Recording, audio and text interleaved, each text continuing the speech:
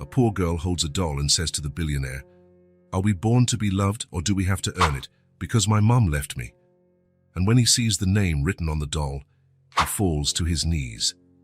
Elliot Vance woke up at 5:12 a.m. He always woke up before the alarm. His body had learned to save time, even when his mind didn't know what to do with the extra hours. The penthouse apartment was far too big for one man, 11 rooms of meticulously organized silence. Through the window, the city was still asleep. Sparse lights blinked like fallen stars. Elliot made his coffee the same way he had for 12 years. Strong, no sugar, in the same navy blue mug. His routine was a well-calibrated clock. Another day, he murmured to no one. At 42, Elliot had everything money could buy and nothing that truly mattered. Fortune magazine had put him on the cover 3 times. They called him the Food King. His company, Vance Nutrition, dominated the market with a product line ranging from breakfast cereals to high-end frozen meals. In shareholder meetings, his silent presence intimidated more than any shout. In the marble bathroom, he looked at the mirror as if searching for a familiar stranger. His dark hair now had strands of grey at the temples. Fine lines marked the corners of his eyes. They weren't laugh lines, they were marks of empty time. While shaving, his cell phone rang. It was Janet, his executive assistant of 8 years. She never called before 7 unless it was urgent. Elliot answered on the second ring. "Mr. Vance, sorry for calling so early. We have a situation at the Somerset factory.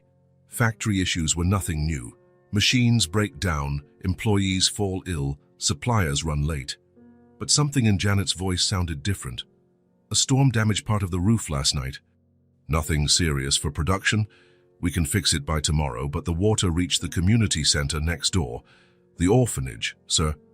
Elliot paused, the razor still on his face. The orphanage.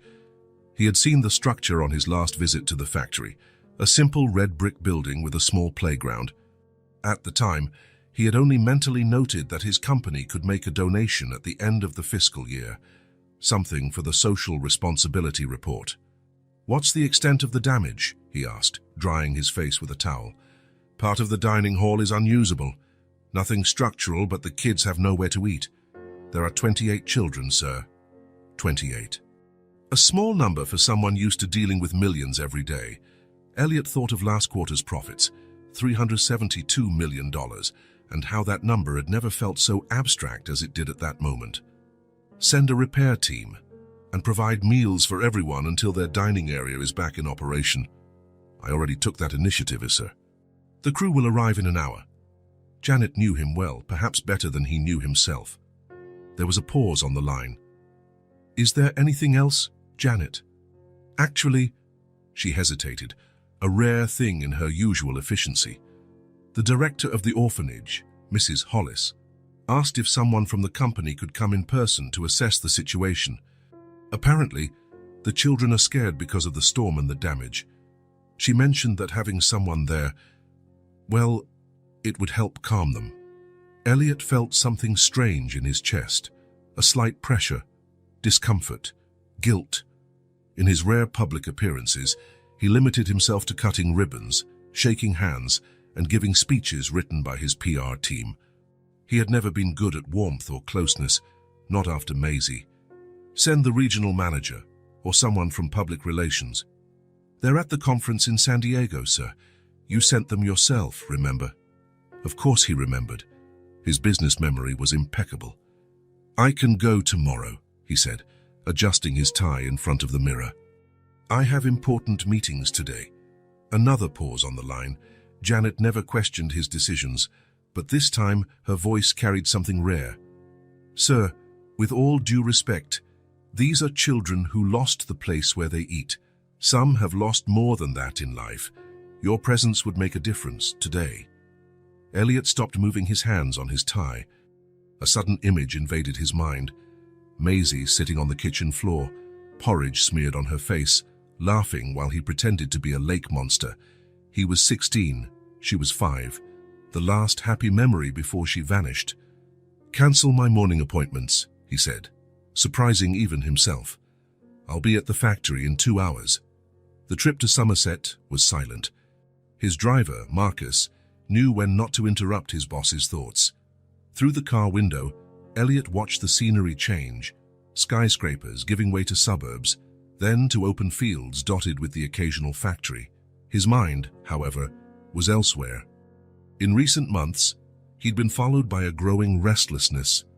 During board meetings, business dinners, and the lonely nights in his apartment, a void echoed, unfilled by money. A silence that grew louder each day. The therapist he'd seen, discreetly, so no one at the company would know, called it a midlife crisis. Elliot thought the label was too simplistic. It wasn't just a temporary dissatisfaction or a desire for change. It was a hunger for meaning, growing like a silent wave. Marcus interrupted his thoughts. "We're here, sir. The factory is on the right. The orphanage is that brick building just beyond." Elliot straightened his jacket as he got out of the car. The factory was a modern, efficient structure, one of dozens he owned across the country. But his gaze was drawn to the building next door. Older, smaller, with tall windows and a yard where a few children were playing under the supervision of two women. The factory manager, Stevens, was already waiting for him at the gate. His face showed poorly disguised surprise at the unexpected visit from the CEO. "Mr. Vance, what an honor to have you here. We weren't expecting, usually you let us know in advance. I came to see the damage to the orphanage," Elliot said, cutting through any formalities. "How bad is it?" Stevens briefed him as they walked. The storm the previous night had been the worst in the region in 15 years. The factory, modern and well-built, had only superficial damage. But the orphanage, with its older structure, hadn't been as lucky. The water damaged the electrical system in the dining hall. It also ruined some of the kitchen equipment. Our team is already working on it, but it'll take at least 3 days. 3 days is unacceptable, Elliot said, stopping mid-stride. "I want this fixed by tomorrow. Sir, with all due respect, it's physically impossible. Double the crew, bring in specialists, pay overtime, do whatever it takes."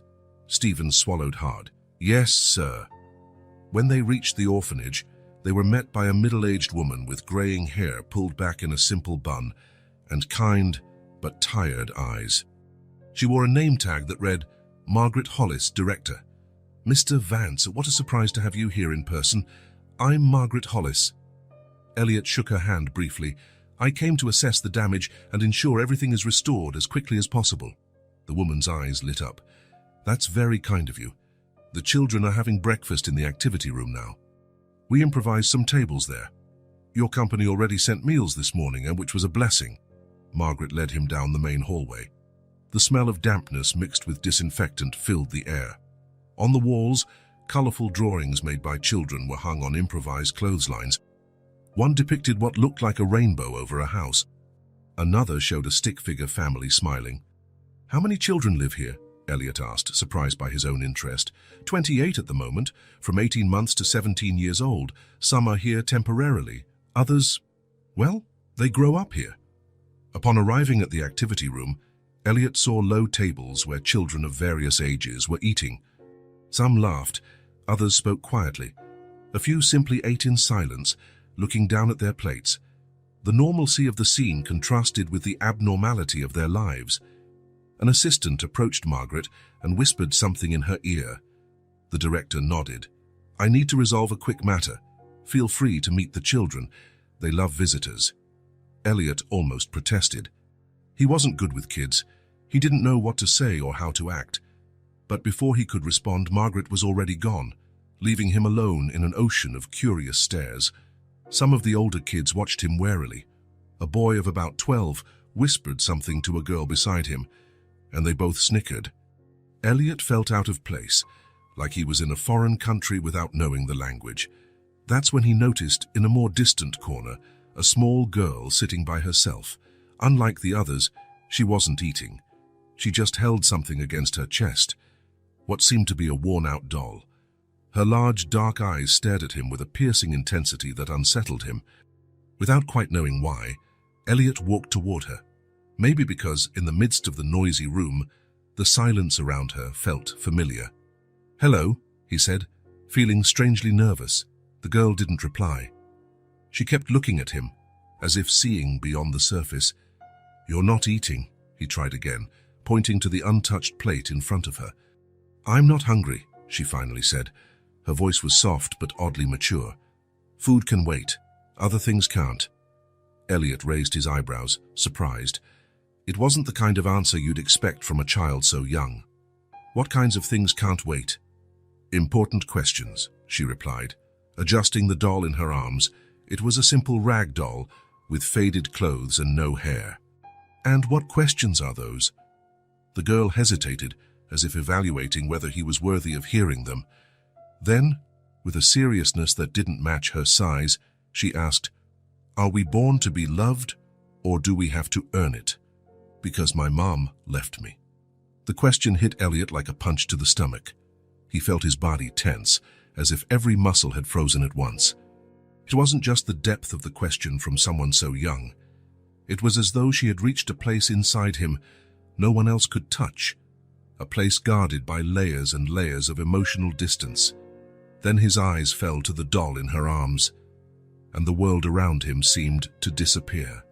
On the doll's cloth belly, stitched with childish, uneven letters, was a name Elliot hadn't seen in more than 3 decades. A name that belonged to nightmares, locked memories, to a pain that had never really healed. Maisie. The air left his lungs as though an invisible hand was squeezing them. His knees gave out, and he found himself collapsing in front of the girl, grabbing the edge of the table to keep from falling completely. "Sir, are you okay?" The girl's voice sounded distant, as if coming from another world. In Elliot's mind, images overlapped in a whirlwind. The backyard of his childhood home, the high-pitched laugh of a 5-year-old girl, the same bald doll being hugged by different arms, and then the void, the silence, the absence that defined his entire adult life. "Your doll," was all he could say, his voice almost a whisper. What is her name?" The girl looked at the toy affectionately, then back at Elliot. "Maisie. My mom picked that name before she left." Elliot felt the world spin. A coincidence. It had to be. But the details. The same name stitched the same way. A bald rag doll identical to the one his sister never let go. "What's your name?" he asked, struggling to regain control. "Lila," the girl replied. "I'm 4.5. 4. The same age Maisie was when—" "Lila," Margaret Hollis's voice came from behind them. "I see you've met Mr. Vance." Elliot stood up, still dazed. His mind was racing, trying to process what he had just seen, what he had just felt. "That girl, Lila, how long has she been here?" Margaret looked surprised by the question. "Lila arrived about 6 months ago. Her mother passed away after a long illness." "And the mother's name?" The director frowned, clearly puzzled by his sudden interest. "Margot Leary. She left Lila with us shortly before she died. No other relatives." Margaret paused. "Mr. Vance, are you all right?" "You look pale." Elliot glanced again at Lila. At the doll. At the stitched name that seemed to blink like a beacon in the darkness. "I'm fine," he lied. "Just tired." But he wasn't fine. For the first time in decades, the meticulously constructed silence around him had been shattered. And in the middle of the noise, a single question echoed. What if? Elliot did not return to the office that day. He cancelled all remaining meetings and drove to the beach, a place he rarely visited. He needed space, air, an open horizon, something that contrasted with the tightness in his chest. Sitting on the sand, he held a seashell between his fingers, rotating it repeatedly. He couldn't get the image of the doll in Lila's arms out of his mind. Maisie. A name he hadn't spoken aloud in over 30 years. A name he carried with him like a broken object in his pocket, its sharp edges still cutting him. "Get the blue shell, Eli. The blue one."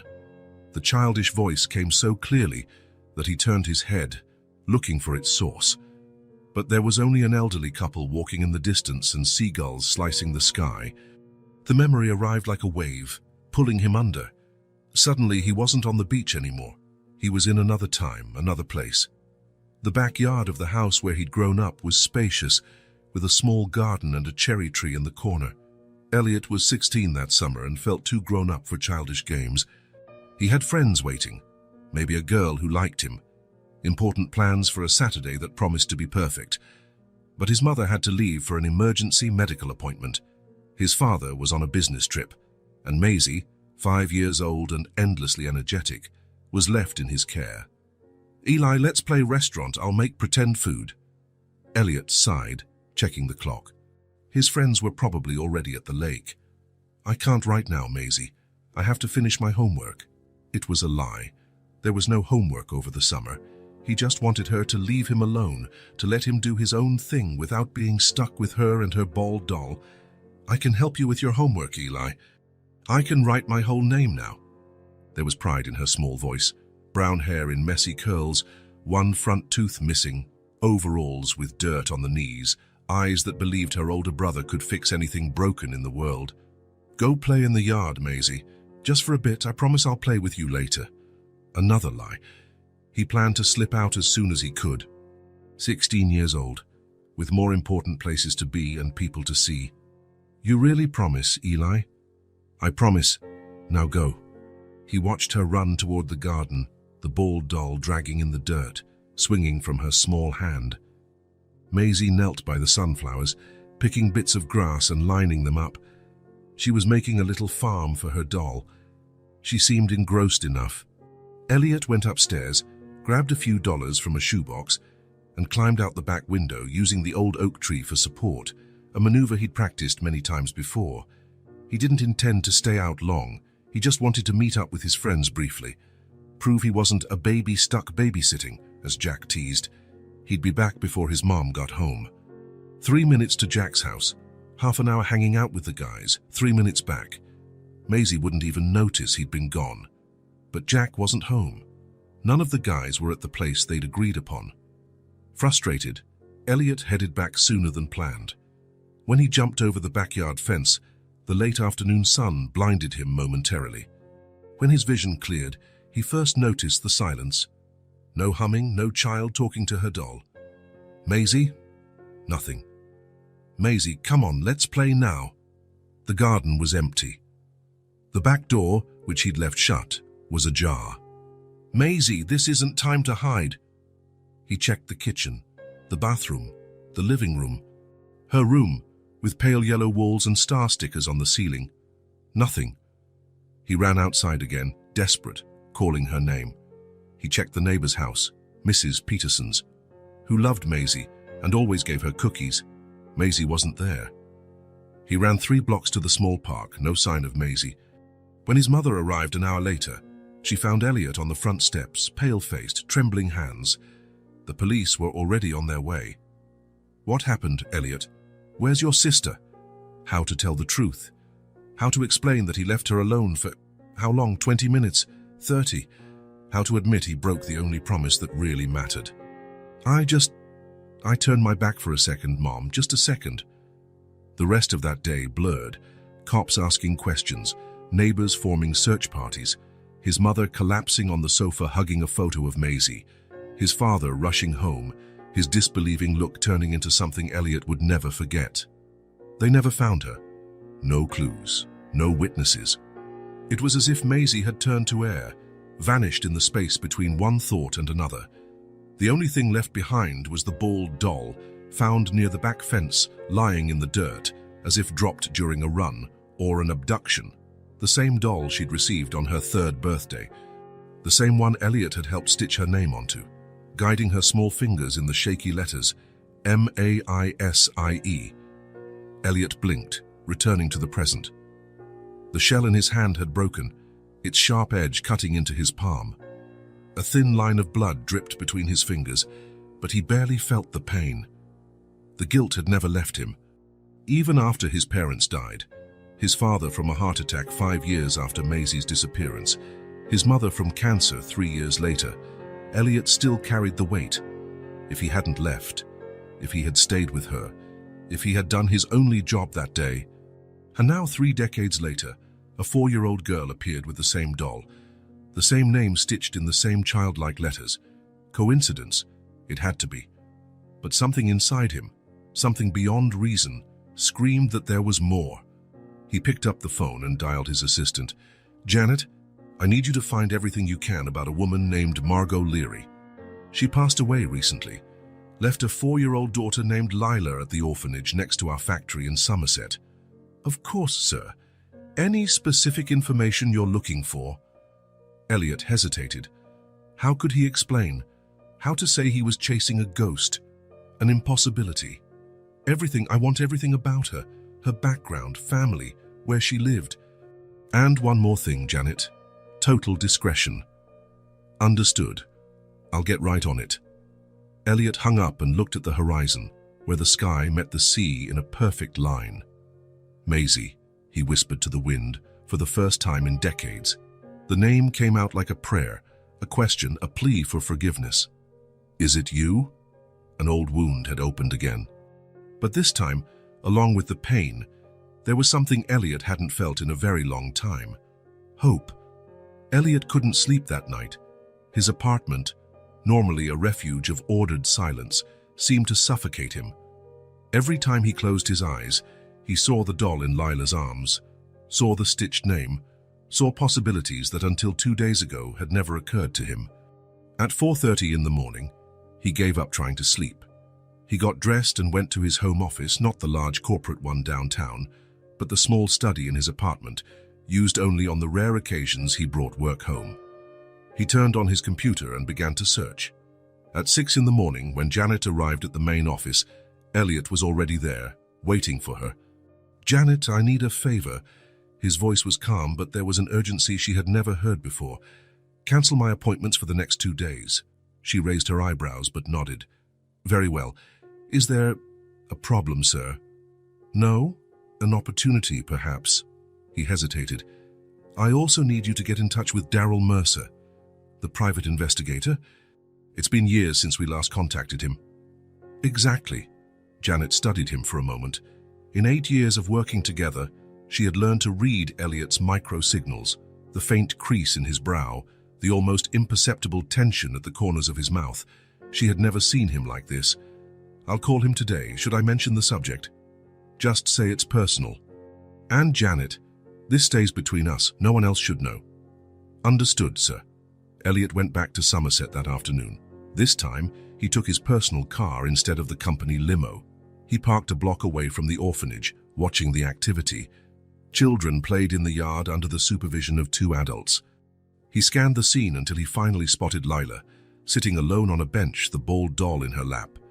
Even from a distance, Elliot noticed how she seemed apart from the other kids, not excluded, but existing in her own space. He took a deep breath and walked up to the gate. The security guard recognized him immediately. "Mr. Vance, we weren't expecting you today." "I came to check on the repairs," he said casually, "and maybe talk to Mrs. Hollis, if she's available." Of course. I'll let her know you're here." While he waited, Elliot observed Lila more closely. There was something in her gestures, in the way she tilted her head when talking to the doll, that triggered painful echoes in his memory. Or was his mind seeking patterns where none existed? Margaret Hollis greeted him with a genuinely warm smile. "Mr. Vance, what a pleasant surprise. The repairs are almost finished, thanks to your generosity. I wanted to see the progress for myself," he replied, forcing a natural tone in his voice. "And also, I'd like to discuss another matter." Margaret's expression turned curious, but remained friendly. "Of course, let's go to my office." The office was small but welcoming. Photos of children over the years decorated the walls, smiling faces, lives in transition. Elliot wondered how many stories those walls had witnessed. "How can I help you, Mr. Vance?" He decided to be direct. "I'd like to know more about Lila, the girl I met on my last visit." Margaret seemed slightly surprised. "Lila? She certainly made an impression on you." "She reminded me of someone," Elliot said, choosing his words carefully. "And I got curious about her story. You mentioned she lost her mother recently." "Yes, a sad situation. Margot Leary had been ill for some time, terminal cancer. She brought Lila here about a month before she passed. Wanted to make sure her daughter was settled and safe. Do you have records of her, of the mother?" Margaret tilted her head, intrigued by his sudden interest. "We have the basics. Would you like to see them?" "If it's not a problem." Elliot tried to sound casual, but his heart was racing. Normally they're confidential, but given your recent generosity and the fact you're considering a support program for our children, she smiled and opened a drawer. I have the file right here. I was just reviewing it, actually. Elliot took the thin folder with hands he hoped weren't visibly trembling. He opened it and examined the contents. An admission form, basic medical records for Lila, a copy of her birth certificate, and a legal document signed by Margot, transferring Lila's guardianship to the orphanage. Not much to go on, as you can see, said Margaret. Margot was quite private about her past. Is there a photo of her? Just this one. Margaret pulled out a small, slightly faded photograph. A young woman, around 30, with dark hair and large eyes that seemed unsettlingly familiar. Elliot felt a tightness in his chest. It's a striking resemblance, Margaret murmured. What do you mean? Elliot looked at her in surprise. To Lila, the same eyes, the same serious expression. Margot looked older than she was because of her illness, but you can clearly see the similarity. Elliot continued staring at the photo, searching perhaps desperately for traces of the little sister he'd known. But 3 decades had passed. How do you recognize a 5-year-old in the face of a grown woman? Any information about Margot's family? Parents? Siblings? Margaret shook her head. Very little. She mentioned growing up in the foster system, got adopted at 7 by a family in Connecticut, but she didn't talk much about it. Elliot felt a spark of hope. The timing fit. Maisie had been 5 when she disappeared. If she'd been found and placed for adoption, do you know the name of the adoptive family? Leary, I assume, since that was her surname, but I'm not sure. As I said, Margot was private about her past. Elliot closed the folder, trying to order his tumultuous thoughts. And Lila? How is she coping with all this? As well as can be expected, she's a remarkably resilient child. Quiet, but observant. She spends a lot of time with that doll. The doll, Elliot hesitated. Did Margot mention anything about it?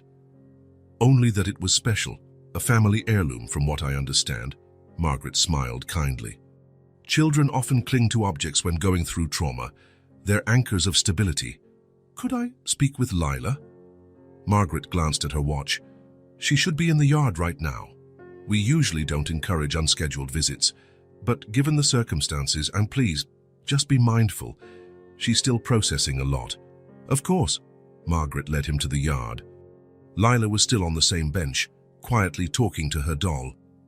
Lila, Margaret called softly. Do you remember Mr. Vance? He'd like to talk to you for a bit. The girl lifted her gaze, her large eyes fixed on Elliot with that disconcerting intensity. You're the man who got sad about Maisie, she said, her small voice clear. Elliot felt the ground shift beneath him. How did she know? May I sit with you for a while? He asked, struggling to keep his voice steady. Lila nodded, scooting over slightly to make room on the bench.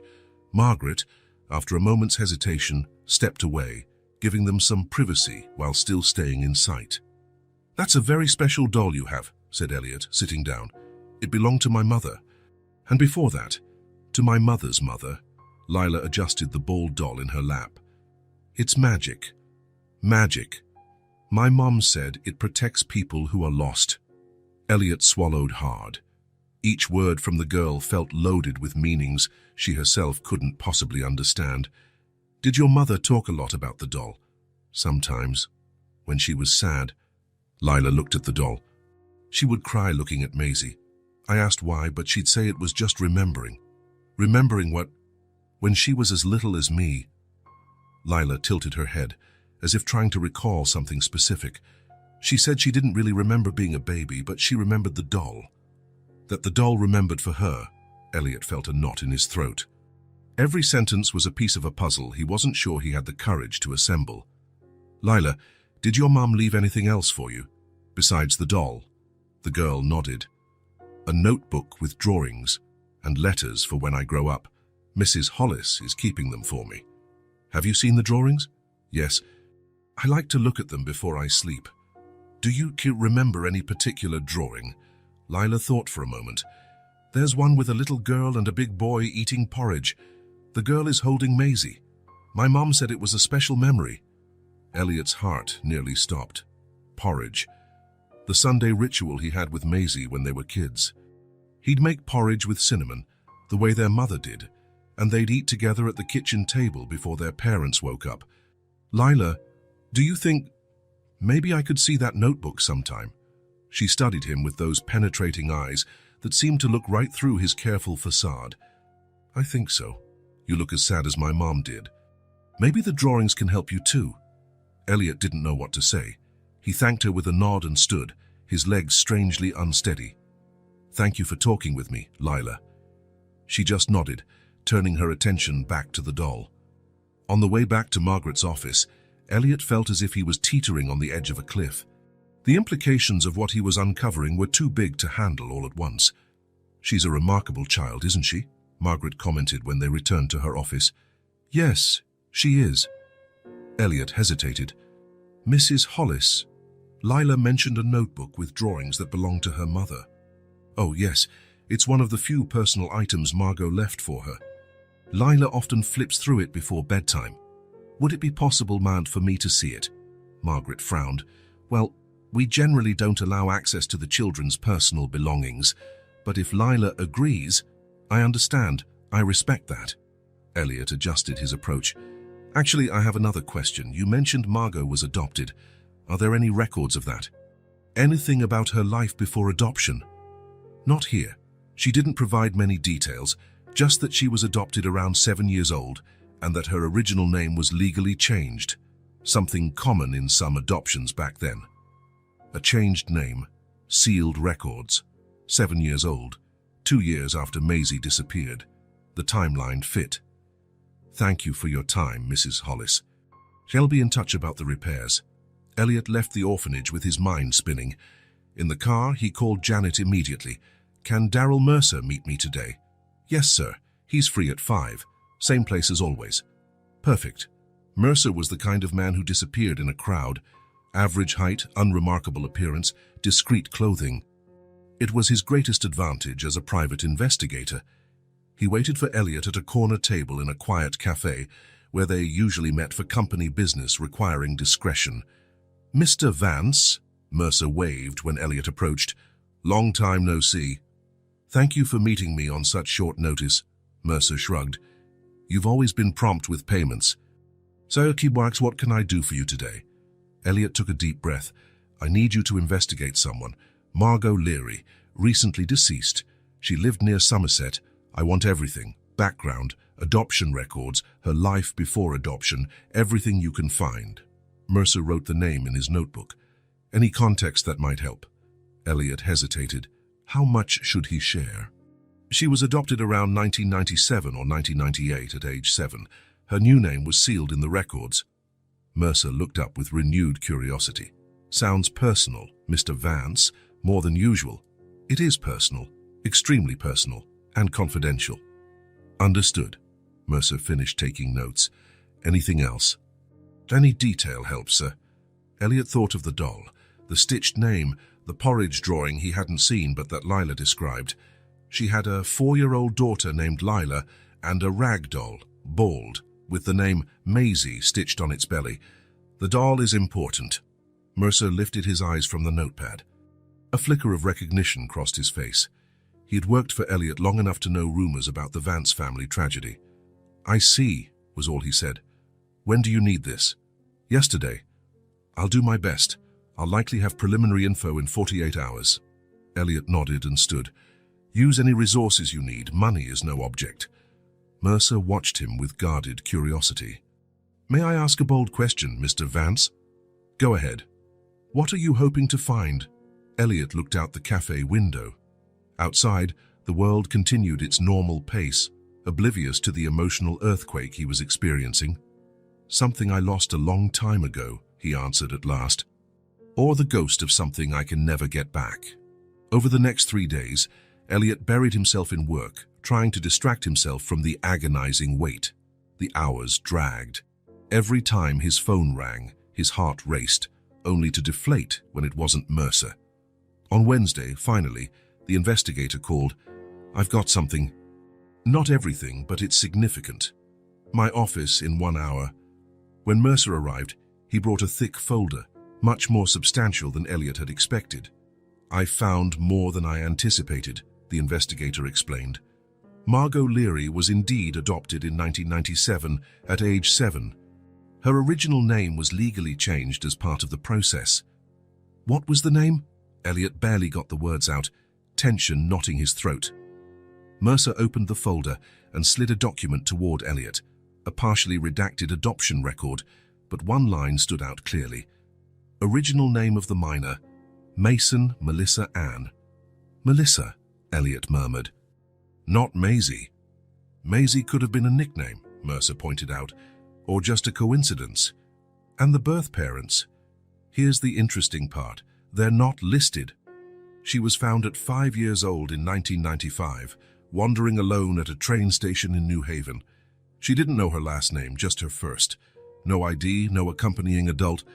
She was placed in the foster system after 2 years without anyone claiming her. 1995, the year Maisie disappeared.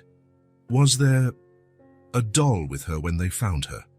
Mercer flipped through a few pages. Yes, it's on the list of personal belongings.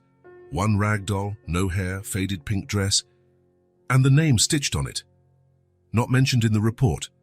But Mercer pulled out another document, a scanned photo from an old file. The quality was poor, but it showed a small child in a hospital or institution setting, holding what looked like a bald doll. There's more, Mercer added, handing over another paper. I found this in the Connecticut Social Services Archives, a drawing made by Melissa during her time in the first temporary foster home. Elliot took the paper with shaking hands. It was a simple child's drawing, 2 figures, one big and one small, sitting at a table with bowls in front of them. The smaller figure clutched something to her chest, a doll, and across the top, in big clumsy letters, Eli and me eating Eli. It sounded like the nickname Maisie used for him, but it could be a coincidence, a common abbreviation. The world seemed to tilt around him. The doubts hadn't vanished, but they now mingled with a hope that hurt his chest. The coincidences were too many to ignore, yet still not enough to be certain. What else do you have? He asked Mercer, his voice uneven. Some medical records. The girl found Melissa had a small crescent-shaped scar on her right wrist. Mercer looked at him. Mean anything? Elliot felt a chill. Maisie had a scar like that, from falling off her bike at age 4. Another coincidence? Perhaps, he replied, keeping his voice controlled. It still seems possible. There's a surefire way to confirm, Mercer suggested. A DNA test between you and Lila. If Margot was truly your sister. Yes, Elliot slowly closed the folder. But I need more proof first. I can't just show up asking for a DNA sample from an orphaned child without raising questions. Elliot's mind was racing. So many scattered fragments pointing in the same direction. The identical doll, the stitched name, the scar, the drawing of porridge, the matching dates, yet nothing definitive. Could Margot Leary really have been Maisie? If so, that would make Lila his niece. Or was he just desperately imposing meaning on coincidences? Keep digging, he told Mercer. I want every scrap of information about Margot Leary and her past, and... He hesitated. Keep a discreet eye on Lila. I want to make sure she's okay while we figure out the truth. The truth, whatever it was, Elliot knew he had to find it, even if it meant reopening wounds that had never fully healed. The orphanage courtyard was busier than usual that Thursday afternoon. A local school had organized a small children's book fair, and volunteers were setting up bright tables stacked with illustrated stories. Elliot observed from afar, leaning against his car, feeling oddly hesitant. In the past 2 weeks, he had established a routine that Janet considered at least curious. 3 times a week, unfailingly, he cancelled late afternoon appointments for personal matters. These matters always took him to the same place, the orphanage in Somerset. Mrs. Hollis was already waiting at the entrance. Her smile was genuinely warm, no longer tinged with the nervousness that usually accompanied Elliot's presence in other contexts. Mr. Vance, good to see you again. Lila just got back from school. School. A detail he'd learned during previous visits. Even living in the orphanage, Lila attended a regular public school nearby. Normalcy wherever possible. That was the institution's philosophy. "Thanks for allowing my visits," Elliot said, handing her a package. "I brought some books for the library here." It was only half an excuse. The books were indeed for the library, but he'd picked each one specifically with Lila in mind. "How kind of you." Margaret took the package. "Your attention has been good for her. You know, she asks when you're coming back." Something warm stirred in Elliot's chest. He tried not to show how much it affected him. "Where can I find her?" "She's in the art room today. It's painting day." Elliot found Lila sitting alone at a small table, focused on a sheet of paper. Next to her, as always, sat the bald doll, watching in silence. In her small hand, a blue crayon moved with surprising precision for a 4-year-old. "Hello, Lila." She lifted her eyes. She didn't smile, she almost never did, but her gaze lit up in a way he was beginning to recognize. "You came back. I promised I would, didn't I?"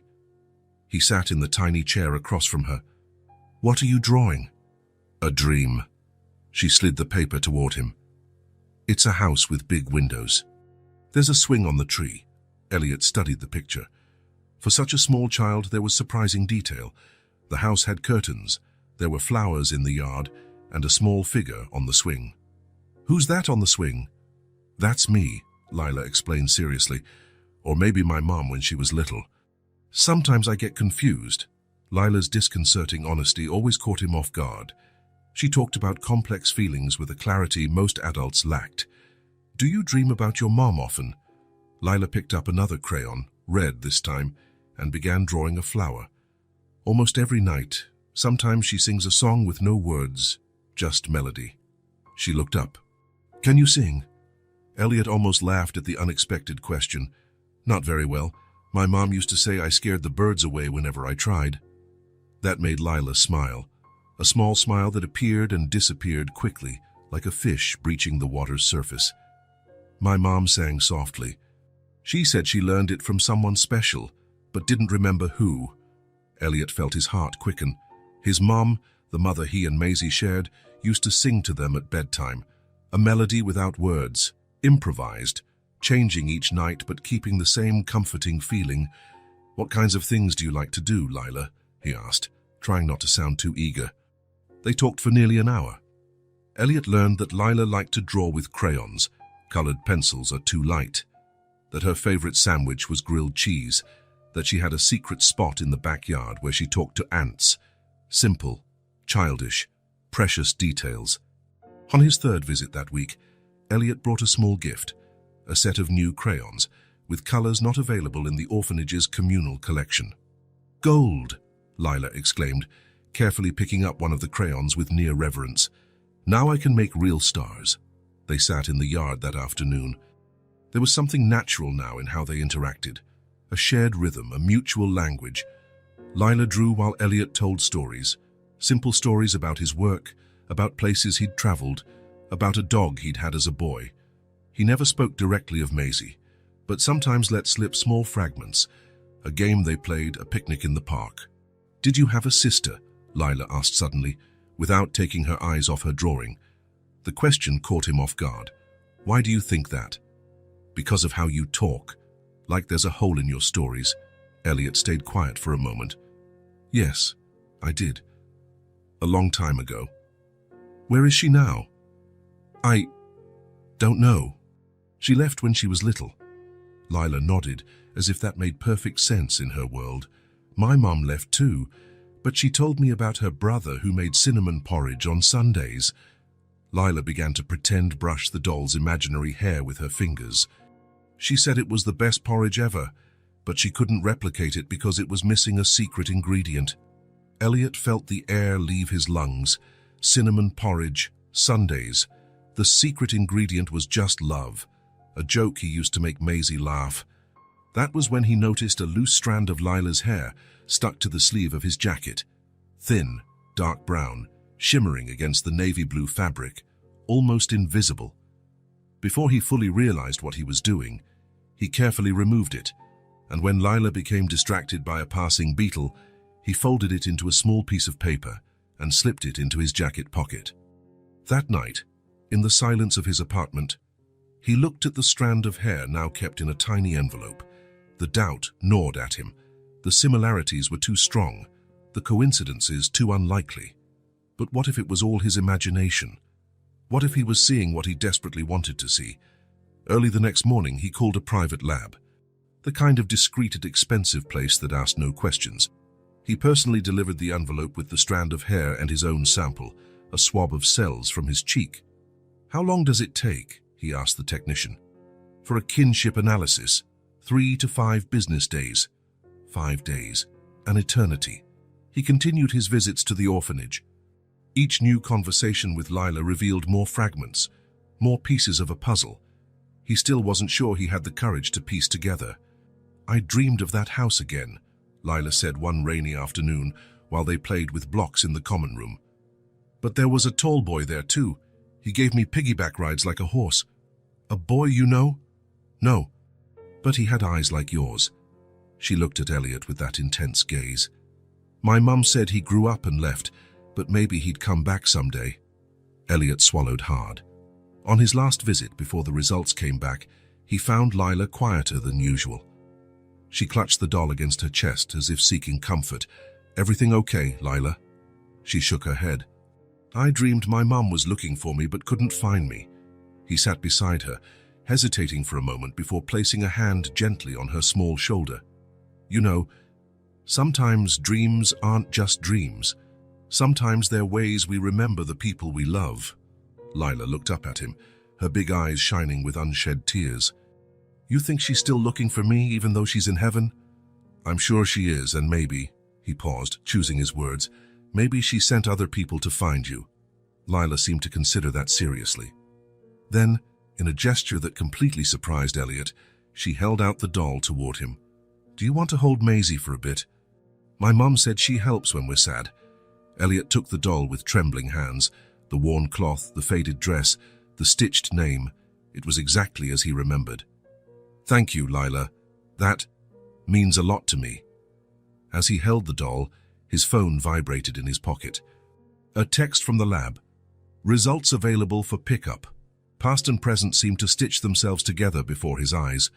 But Elliot, as much as he wanted answers, knew he needed to be careful, for Lila's sake and his own. Some truths, even when found, have to be handled delicately, like invisible threads that, if pulled too fast, might snap forever. The envelope with the genetic test results felt like lead in Elliot's jacket pocket. He had carried it for 3 days, still sealed. Something held him back from opening it. Maybe fear, maybe the strange sense that once the truth was confirmed, there'd be no turning back. On that rainy Friday morning, he drove to the orphanage earlier than usual. The repairs to the dining hall were completely finished, and he had organized a small celebration for the children. Nothing flashy, just a special breakfast with pancakes and fresh fruit. A good excuse for his frequent visits, so no one would question them too much. Margaret Hollis met him at the entrance, sheltering under a colorful umbrella. "Mr. Vance, right on time." The kids are very excited about breakfast. The dining hall was decorated with simple balloons. Children of various ages sat at the tables, chatting excitedly while staff served pancakes. Elliot immediately looked for Lila, spotting her in a distant corner, as usual, with the doll in her lap. "She seems to like the pancakes," Elliot noted, standing beside Margaret, who was watching the kids with evident satisfaction. "It's the first time I've seen her eat with such enthusiasm." The director smiled. "Your interest in her has really helped, you know. She's more talkative, and she's even made a friend, the boy with glasses next to her." Elliot felt a wave of relief. The past few weeks had been intense, and he sometimes wondered if his presence in Lila's life was helping or making things more complicated. "Actually, Mr. Vance," Margaret continued in a lowered voice, "there's something I want to show you.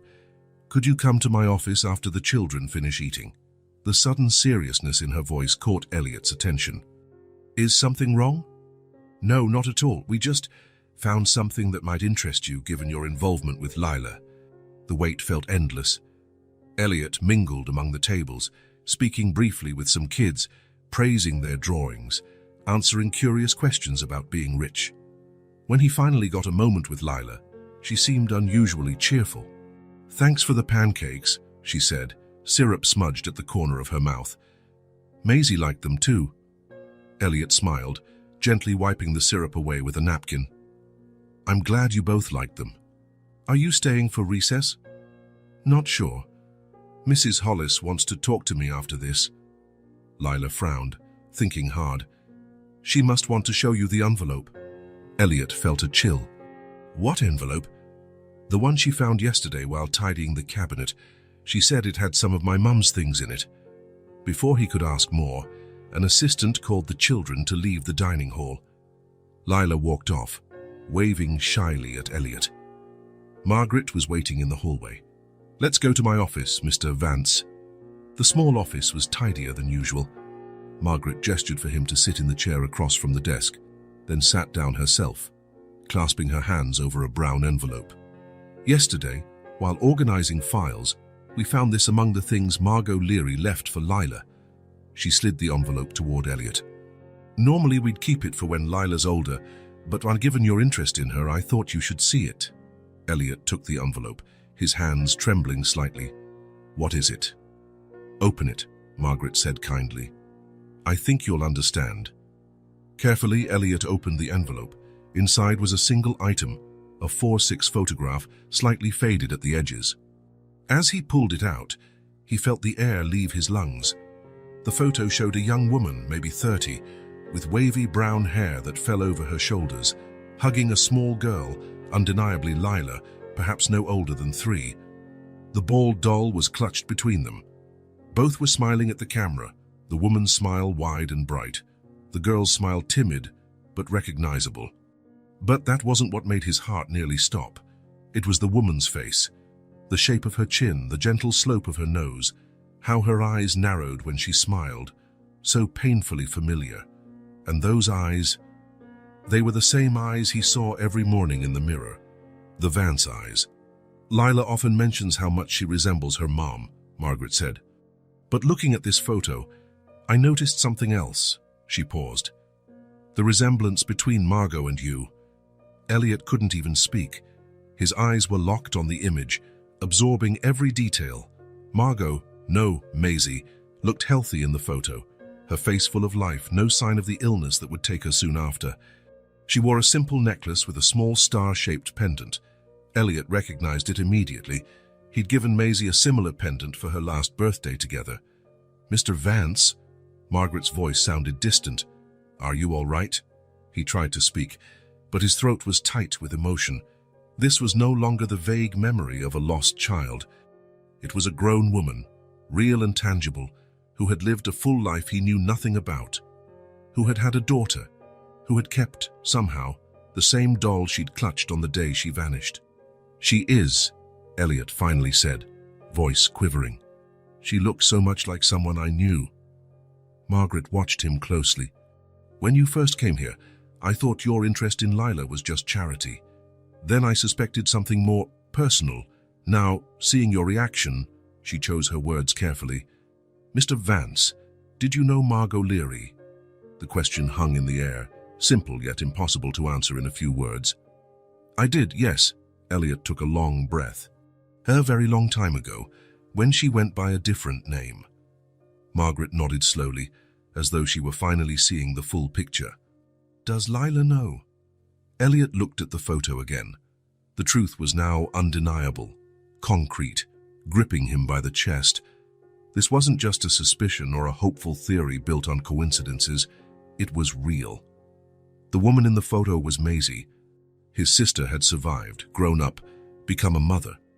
And while he had spent decades building a financial empire to fill the void of her absence, she'd been somewhere else, trying, perhaps, to recall who she was and where she came from. "Not yet," he finally said. "I need time to process." Margaret understood. "The photo belongs to Lila, of course. But I thought you might like a copy. I'd appreciate that very much." Back in his car, Elliot finally opened the envelope with the DNA test results. The scientific confirmation was there in clinical terms and percentages. an undeniable genetic link, but in some way, it felt secondary now. The true proof was the face in the photograph, the star-shaped pendant, the same eyes he carried in his own reflection. Maisie hadn't just survived, she'd lived. She'd grown up, loved, and become a mother. All those years, while he tried in vain to fill the emptiness with business deals, she'd been out there, perhaps trying to remember who she was. Sitting in his car under the pounding rain, Elliot allowed himself something he hadn't done since his parents' funerals. He wept. Silent tears at first, then deep sobs from a raw, broken place within him. Tears of grief for the sister he had lost twice. Tears of relief for finally knowing. Tears of hope for the little girl with big eyes who carried Vance's blood. When he finally calmed, he looked again at the photo. He brushed his fingers over the face of adult Maisie, trying to reconcile this image with the 5-year-old in his memories. "I found you," he whispered. "Too late, but I found you." Carefully stowing the photo, Elliot made a decision. The past could not be changed, but the future was still unwritten. He would do everything in his power to ensure Lila never felt the same emptiness he had carried for decades. His niece, Maisie's daughter, a piece of the puzzle he'd never expected to find. The week following the discovery of the photograph passed in a blur for Elliot. In every quiet moment, the image of adult Maisie haunted him. Not the lost child frozen in his memory, but a grown woman who had lived, loved, become a mother. A whole life he knew nothing about. In an effort to fill that void, Elliot reorganized his schedule. "Janet, I need my afternoons free for the next few weeks," he informed his assistant, who simply nodded, now used to her boss's new routine. That Wednesday, he arrived at the orphanage with a small parcel wrapped in plain paper. Mrs. Hollis greeted him with a welcoming smile. "Lila's in the garden. Since you started visiting, she waits for you every day." A warm feeling spread through his chest. He found the girl sitting under a tree, quietly talking to the bald doll. "Hello, Lila." She looked up. Her lips didn't curve into a smile, but something in her eyes sparkled in that way he was learning to recognize as joy. "Did you bring a story today?" Elliot settled beside her. "Actually, I brought this." He handed over the small package. Lila opened it carefully, revealing a children's picture book with a bright cover showing a girl and her teddy bear on an adventure. "Can we read it together?" he asked. "My mom used to read to me every night," Lila said, running her fingers reverently over the cover. Then, seriously, "You have to show the pictures first and do different voices for each character." Elliot nodded just as seriously. "Teach me how she did it." Lila placed the doll between them, scooted closer, and pointed to the first page. As Elliot read, following her instructions meticulously, she gradually leaned in until she was resting against him. It was the first time she initiated physical closeness. At that moment, looking at this child who trusted him, Elliot felt the weight of responsibility. She was a part of Maisie, part of him. A thread of life that, through some improbable miracle, had returned to his orbit. In the days that followed, they fell into a routine. Elliot visited Lila every afternoon, bringing short stories, sharing small moments, drawing together, building block castles, or simply chatting about her day. "You had a sister?" Lila asked one afternoon as they colored. The question caught him off guard yet again. "How do you know? By the way you tell stories, it feels like someone's missing." Elliot hesitated. "Yes, I did. A long time ago." "Where is she now?" "I don't know. She left when she was very young." Lila nodded, as though the logic made perfect sense. "My mom used to talk about her brother sometimes, the one who made cinnamon porridge on Sundays." Lila hugged the doll tighter. "She said his porridge had a secret ingredient she never could figure out." Elliot felt the air leave his lungs. The secret ingredient had always been a private joke. "It's love," he'd say, making Maisie laugh. On a rainy afternoon, while reading in the small library sofa, Lila fell asleep leaning against him, the doll clutched to her chest. Margaret passed by the doorway and paused, smiling at the scene. "First time I've seen her sleep so peacefully since she arrived," she whispered. Elliot remained still, watching Lila's serene face. An internal dilemma gnawed at him. What to tell her? When? How do you explain to a 4-year-old that her mother was actually his lost sister, that he was her only living relative? "Mr. Vance," Margaret said softly as she carried Lila off to bed. "I'm not sure what your connection to her is, me, but I see how much you care. More importantly, I see how she responds to you." She paused meaningfully. "We can always discuss more in permanent arrangements, whenever you're ready." The words hung between them, laden with possibilities Elliot wasn't yet ready to name. Back in his apartment, Elliot gazed at the photo of Maisie and Lila that now sat on his bedside table. That image of his sister, no longer the frozen memory of a child but an adult woman, a mother, with a life he had never known, continued to shake him to his core. On his desk, he found a note from Janet. "Keller Lab called. Results ready for pickup tomorrow. The DNA test." A confirmation that now seemed almost unnecessary after the photo, but perhaps it was the final push he needed for permanent decisions. "This time I won't fail you, Maisie," he whispered to the picture. "I'll take care of her. I promise." The pain of loss was slowly transforming into something else, a purpose, a new responsibility, the chance to love what remained. The envelope from the lab sat on Elliot's desk for nearly an hour before he mustered the courage to open it. Despite the photo dispelling most doubts, part of him needed the final scientific seal: numbers, data, absolute certainty. When he finally tore it open, the words jumped from the page with undeniable clarity. Genetic compatibility consistent with uncle-niece relationship. Probability 99.87%. Elliot closed his eyes. It was real. All of it. Maisie had indeed been found, grown up under a new name, had a daughter. Now, that daughter, this 4-year-old child with wise eyes, was alone in the world, or perhaps not so alone anymore. He called Janet. "Cancel my appointments this afternoon, and schedule a meeting with the legal department tomorrow morning." A decision was taking shape inside him, not fully articulated yet, but growing every minute. First, however, he needed something more important than any legal consultation. He needed Lila's own answer. At the orphanage, Mrs. Hollis greeted him with a warm smile. "She was asking if you'd come today." "Actually," Elliot said, "I'd like to request a special permission. There's a small park a couple blocks from here. I was thinking of taking Lila out for a walk, if that's allowed." Margaret looked slightly surprised, then nodded. "Of course, the fresh air will do her good. We just need a bit of paperwork since it's off-site." While Elliot filled out the forms, Margaret watched him with curiosity.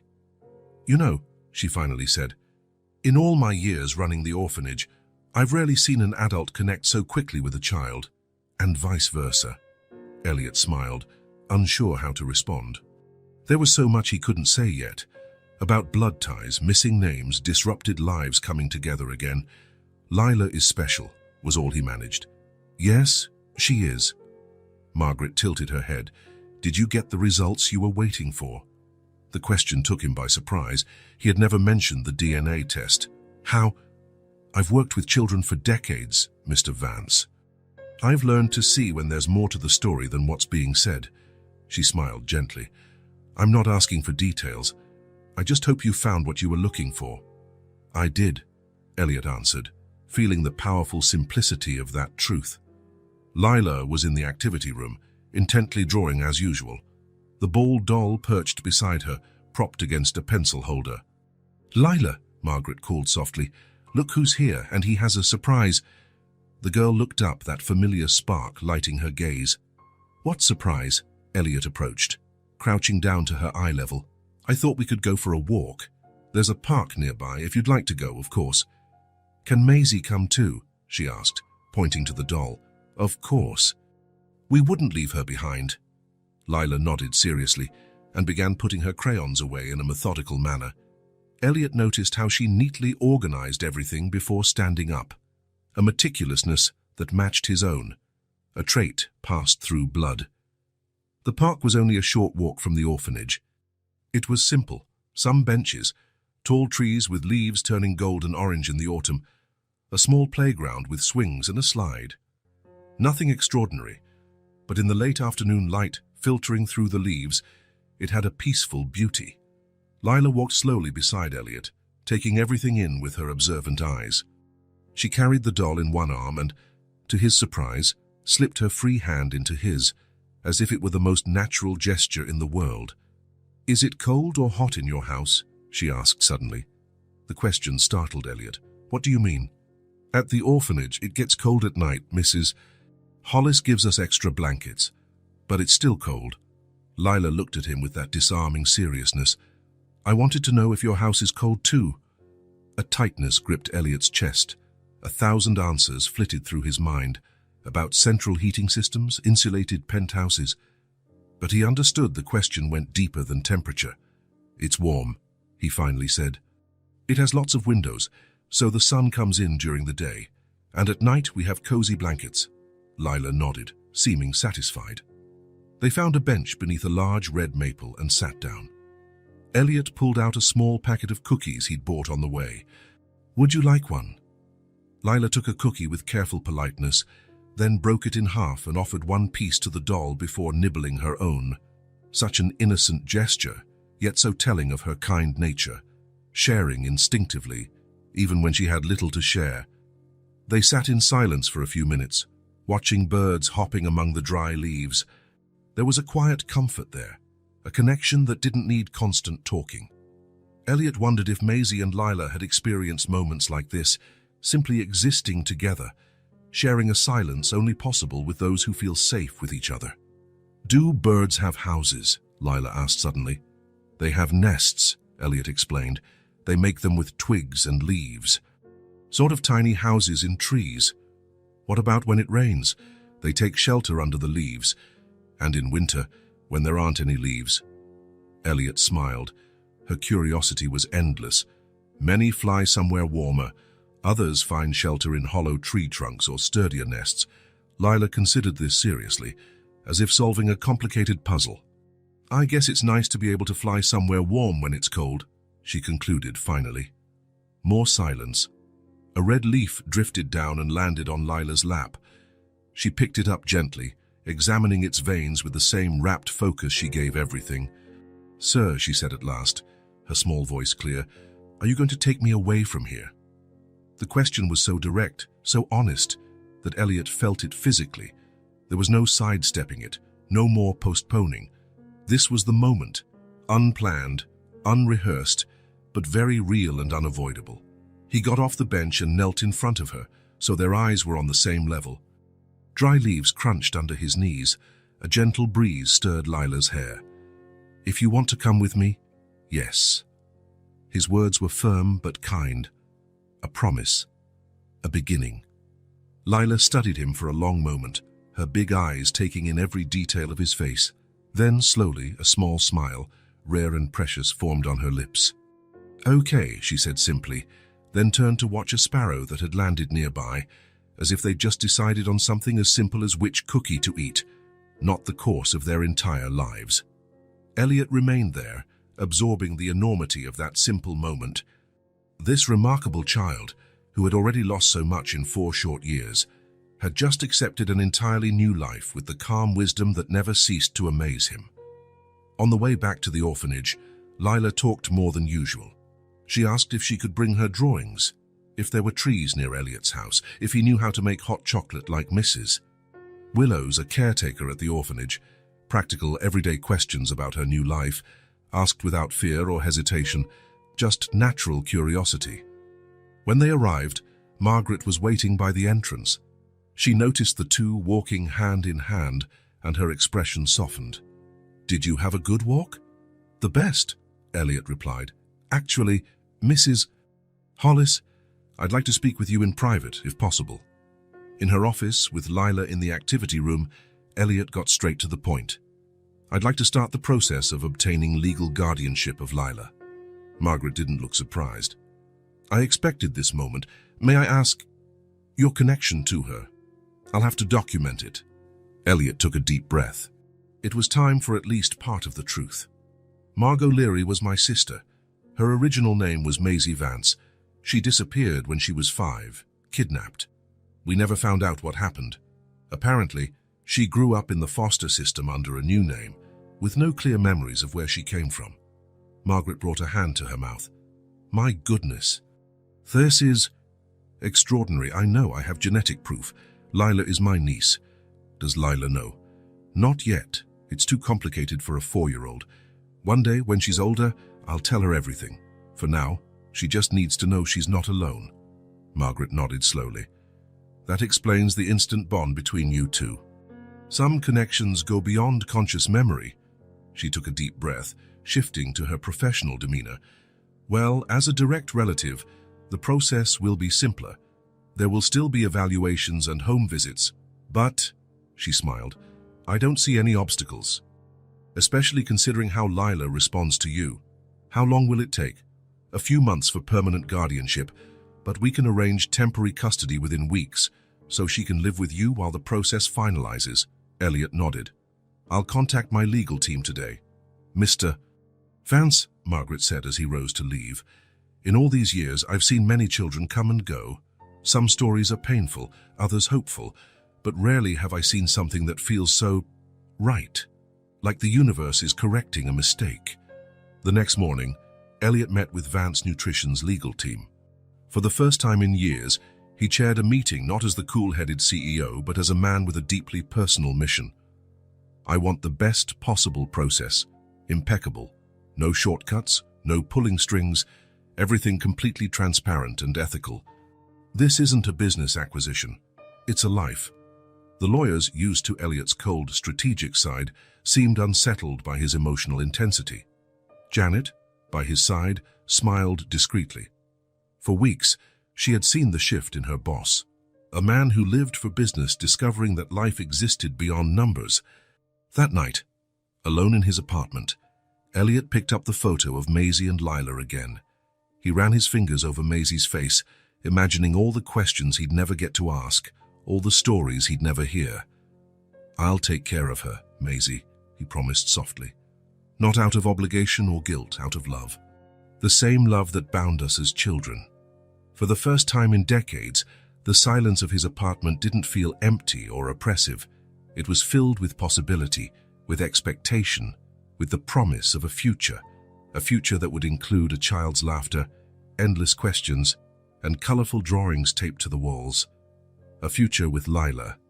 Judge Sanders's office was smaller than Elliot had imagined. None of the theatrical grandeur of movie courtrooms, just a simple, functional space with shelves of legal texts and discreet family photos. It was here that destinies were decided, where lives changed course. Mr. Vance, your petition for legal guardianship is in order, said the judge, a middle-aged man with kind but perceptive eyes. Normally, these proceedings take months, but given the extraordinary circumstances and the positive report from the social worker, we've managed to expedite. Elliot nodded. The last 2 months had been a bureaucratic roller coaster. Assessments, interviews, home visits, apartment modifications to make it suitable for a child. Each signed form brought him closer to Lila, but also intensified the weight of responsibility. Seated beside him, Margaret Hollis wore a discreet smile. She had become an unexpected ally, guiding him through the system, helping prepare Lila for the transition. The final hearing is scheduled for tomorrow at 10 a.m., the judge continued. It'll be brief, mostly procedural. Everything points to approval. Will Lila be present? Elliot asked. Yes. In cases involving children this young, I like to see them in person. Not to question them, just to ensure their well-being. Outside the courtroom, Margaret lightly touched Elliot's arm. Before we go, I have something for you. I found it yesterday, organizing Lila's belongings for the move. She pulled a slightly battered brown envelope from her bag. It was among Margot's personal items. It wasn't in the official inventory because it was hidden in the lining of a jewelry box. Elliot took the envelope gently. There was no address, just the word "for" on the front, with no specific addressee. Did you read it? Margaret shook her head. It doesn't belong to me, but based on the date on the back, it was written shortly before she died. I thought, Maybe it was important for you to see it before the hearing." Elliot thanked her with a nod, tucking the envelope into his jacket. Something told him he'd need privacy to read it. That evening, after a final meeting with his lawyers, he finally retrieved the envelope. Sitting by the window of his apartment, the city lights behind him, he opened it with a sense of reverence. Inside was a single sheet of paper, filled with delicate yet firm handwriting. No date, no signature, just words that seemed to flow straight from a heart aware of limited time. "If someday someone finds my daughter, I hope it's a good person. Someone who stays. Someone who looks at her the way I did. I don't have much time, but my love is whole. She deserves a real home. She deserves not to be forgotten. I know there's a world before my memories, a place I can't reach, but I sense it at the edges of dreams. Faces I almost recognize, voices I almost recall. If there's someone from that world looking for me, and they find Lila, know she's the best part of who I became. She has my eyes, but she sees farther than I ever could. She looks at people as if she can see right through them. She always knew when something was true or not. Trust that instinct of hers. Some days she talks about a boy who made porridge and a house with blue windows, things I never told her, but they appear like borrowed memories. Maybe it's just a child's imagination, or maybe it's something deeper, flowing in her blood as it does in mine. Whoever finds this letter, please tell her I was happy, that every moment with her was worth all the ones I lost before, and that love doesn't end when people leave. It just changes shape, like water turning into clouds but still remaining water." Elliot pressed the letter to his chest, silent tears slipping down his face. These were Maisie's words, not written specifically for him, yet they felt like a blessing, a passing of care, a circle closing. Even without full memories, some part of Maisie, Margot, had known there was a before, a lost world that might find her someday. Now, that piece of her past had indeed found her. It had found Lila. "I promise, Maisie," he whispered into the paper, as if his sister could hear him across time and distance. "I'll stay. I'll look at her the way you did." The next morning, Elliot picked Lila up from the orphanage. She wore a simple but pretty dress chosen specifically for the occasion. The bald doll, as always, was firmly clutched in her arms. "Are you nervous?" he asked, adjusting the bow in her hair. Lila considered the question with her usual seriousness. "No," she finally replied. "Just a little curious." At the courthouse, they waited side by side on a polished wooden bench. Lila swung her legs, still too short to reach the floor. She looked around with observant eyes, at the official emblems on the walls, at people in formal attire, at the constant shuffle of papers and hushed conversations. "Is this where people decide important things?" she asked. "Yes," Elliot replied. "Today they'll decide if I can be your legal guardian. That means you'd live with me, and I'd be responsible for you. Like a dad." The simple question hit Elliot square in the chest. "Yes, like a dad." Lila nodded, absorbing the idea. "Does the judge know you make good Sunday porridge?" Elliot smiled, squeezing her small hand. "I think we forgot to mention that part in the paperwork." When they were finally called, the room was nearly empty. Just the judge, a few staff members, Margaret and Elliot's lawyers. A private hearing, shielded from the curiosity that would surely follow news of billionaire Elliot Vance adopting a child. The judge smiled at Lila, introducing himself simply. He asked a few basic questions. If she liked being with Elliot, if she understood she would be living with him permanently, if she had any questions. "Can I bring Maisie?" was her only query, lifting the doll. "Of course," replied the judge kindly. "She's part of the family too." Then he turned to Elliot, requesting final comments. Elliot inhaled deeply, holding Lila's hand. The words he had rehearsed all night suddenly felt stiff. Instead, he spoke from the heart. "Her mother was my sister. She disappeared when I was a boy. I thought I'd lost her forever, but fate had another plan. It brought us back together, through her. I'm not here to replace anyone. I just want to love who's left behind." His voice cracked on the last sentence. From the nearby bench, Margaret discreetly wiped a tear. The judge, visibly moved, nodded slowly. Circumstances that bring families together can be extraordinary. We don't always understand the paths the universe chooses. He looked at Lila, then Elliot. But we do recognize when something is right, and this, clearly, is right. With a simple motion, he signed the guardianship documents. By the power vested in me by the state, I hereby grant legal guardianship of Lila Ann Leary to Elliot James Vance, with all associated rights and responsibilities. It happened just like that, simple, no fanfare, a bureaucratic moment that changed everything. As they left the courtroom, Lila held Elliot's hand tightly. The autumn sun shone softly over them. A new beginning. "Where are we going now?" she asked. "Home," Elliot replied. She nodded, as if that answer made perfect sense. Maybe she didn't fully grasp all the complexities of what had happened, or the improbable twists that led to this moment. But she understood the essential part. Someone had stayed. Someone had chosen to love her. And for a 4-year-old who had already known more loss than many adults, that was all that truly mattered. The sun was setting by the time Elliot parked in the garage of his building. Throughout the drive, Lila had remained silent, gazing out the window with curious eyes. The ball doll rested firmly in her lap, as always. In the small suitcase by her side lay everything she owned: a few clothes, her favorite drawings, a worn-out storybook, 4 years of life, all in one bag. "We're here," Elliot said, trying to sound casual despite his racing heart. One of the doormen approached to help with the luggage. Lila watched intently, still holding Elliot's hand as they walked through the elegant lobby. "It's a very tall building," she said, looking up. "Yes, we live at the top floor." Elliot pressed the elevator button. "You can see the whole city from there." In the elevator, Lila stood on tiptoe to look at the mirror on the wall, studying her own reflection. The image captured the moment perfectly. A small child and a tall man, both wearing the same look of cautious expectation. Finally, they arrived. Elliot hesitated briefly before opening the door. "Welcome to our home." Lila stepped in slowly, taking everything in. The apartment, once decorated with the cold elegance of Elliot's lifestyle, had been subtly transformed.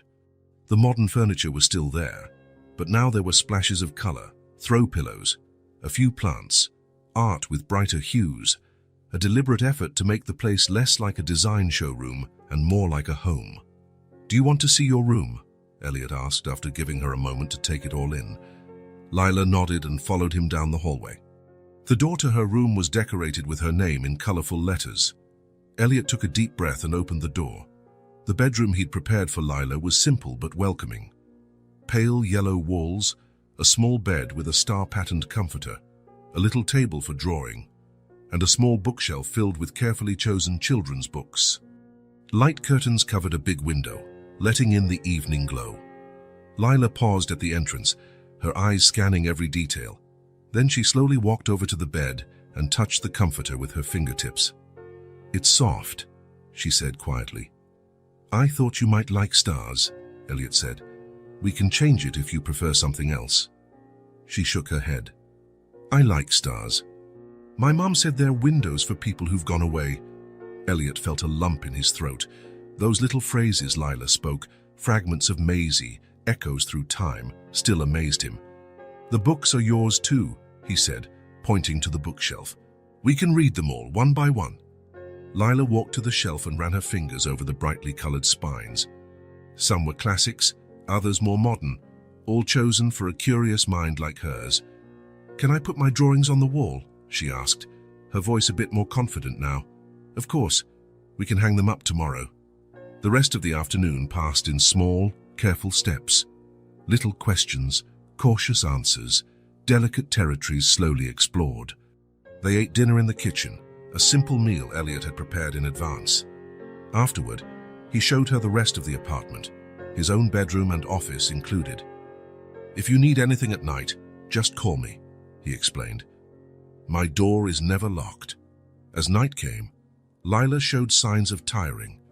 It had been a day of big changes, and despite her impressive resilience, she was still a small child trying to process a massive shift in her world. The bedtime routine was calm. Elliot had memorized her schedule at the orphanage: bath, brushing teeth, a glass of water on the nightstand. Small details that gave her a sense of security and continuity. When Lila was finally in bed wearing pajamas, Elliot sat on the edge of the mattress and asked, "Would you like me to read you a story?"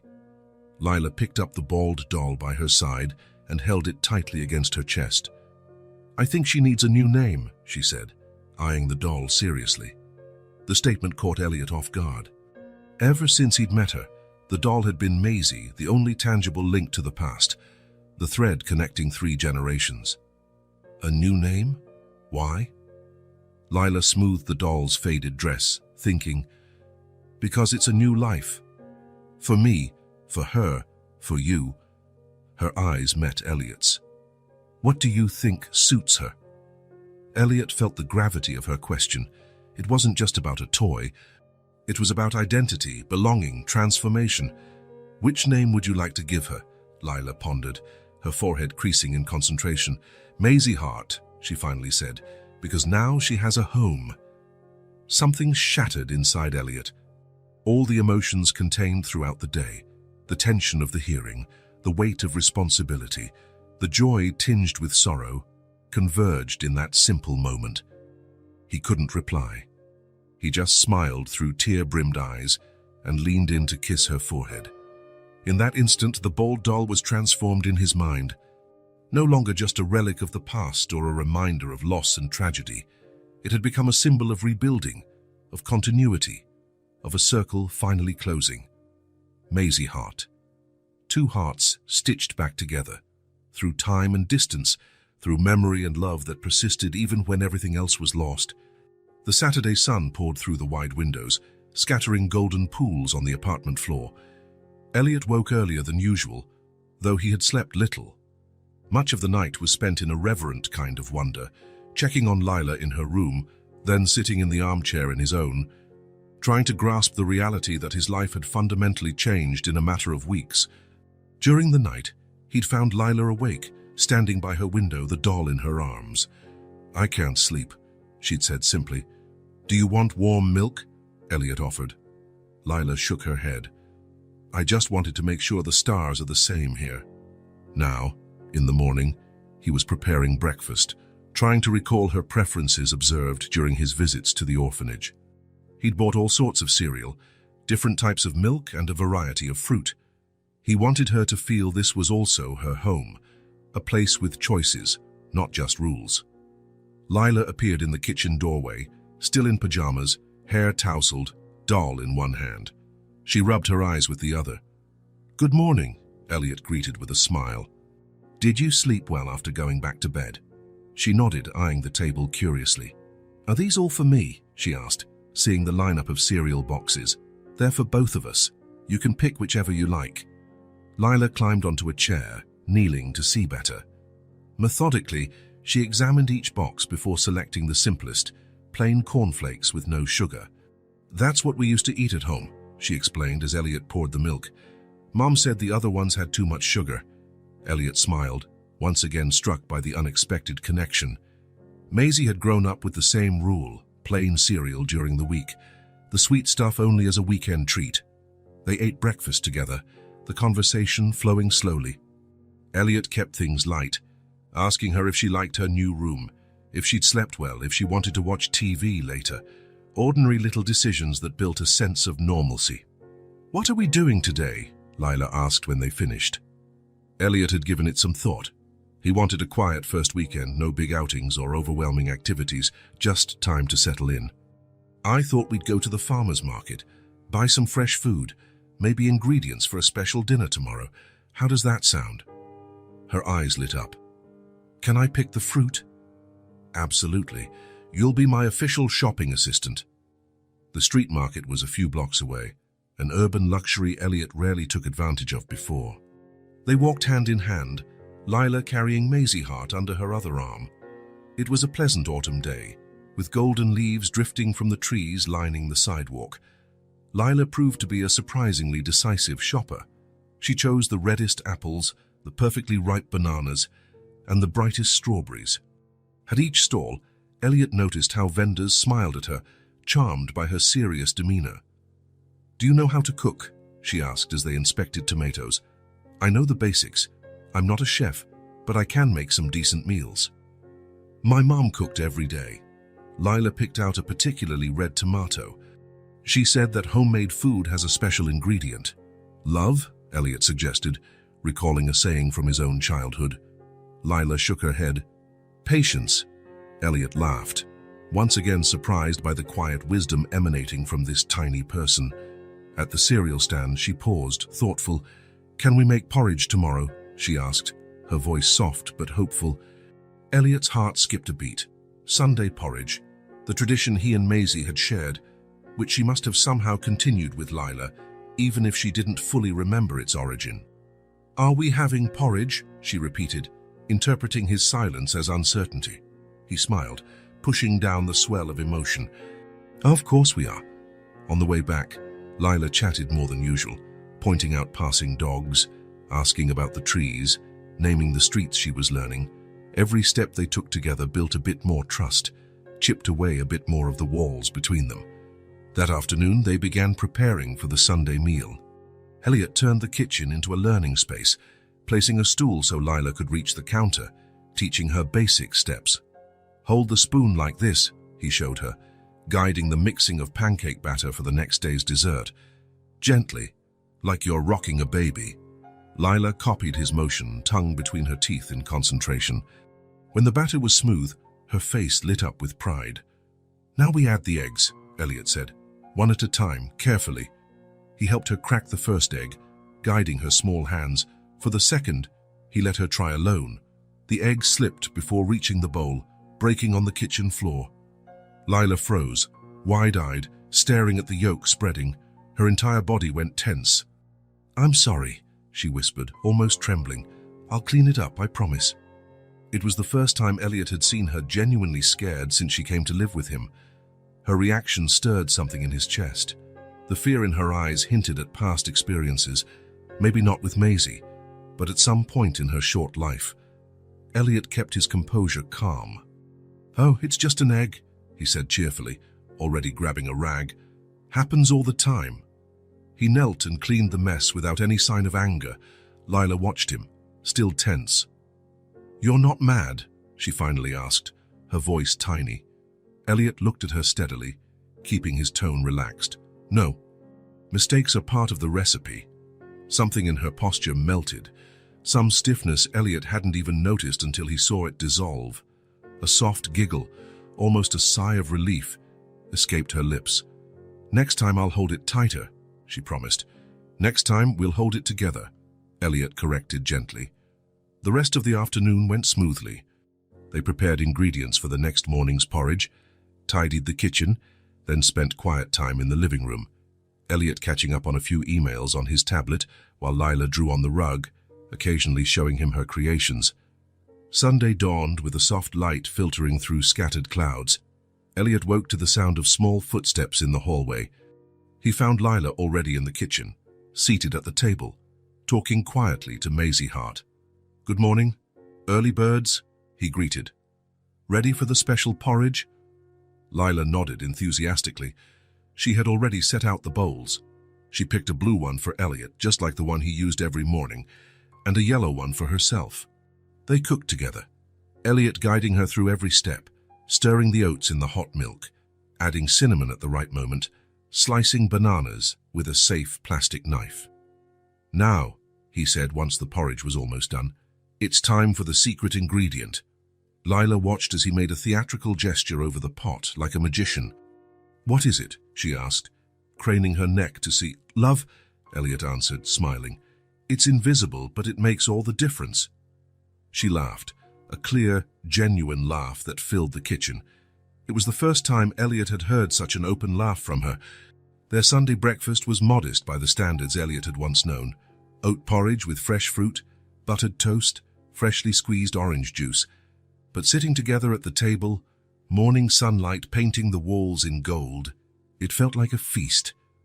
"This is the best porridge," Lila declared between spoonfuls, "exactly like Mom's." Her comment warmed Elliot inside. Somehow, without ever tasting the porridge Maisie used to make, He had replicated it. Maybe some flavors lived in blood, passed from brother to sister, from mother to daughter. In the days that followed, a new routine settled over Elliot's once sterile apartment. Early mornings felt natural now, as he prepared breakfast while Lila made her bed like a big girl and picked out her clothes. For the first time in decades, his home was full of morning sounds, small footsteps, endless questions, the noise of cartoons on TV. Enrolling her in a new school was straightforward. Elliot chose one nearby, well-regarded yet unpretentious. He wanted Lila to have as normal a childhood as possible, despite her unusual circumstances. Dropping her off on the first day, he felt an unexpected tightness in his throat, walking back to the car with misty eyes, suddenly understanding the anxiety parents felt everywhere. Weekends became a canvas for new traditions: Sunday porridge, visits to the park when weather allowed, movie sessions at home with popcorn.